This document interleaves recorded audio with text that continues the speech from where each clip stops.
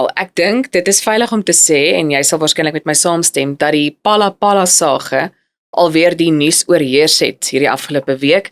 En ek dink net vir so 'n bietjie konteks vir ons kykers en luisteraars.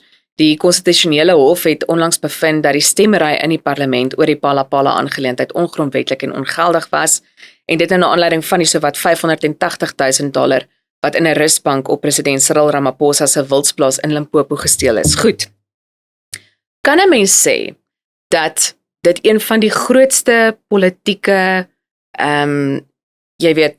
skandale in Suid-Afrikaanse geskiedenis is? Ja, 100% en dis as jy kyk na die konteks van waarin hierdie gebeur het. So die RNE is nou 'n paar jaar oud. Ekonomiese groei is nog nie waar dit moet wees nie, die groeikoers, maar dinge lyk beter die laaste paar kwartale.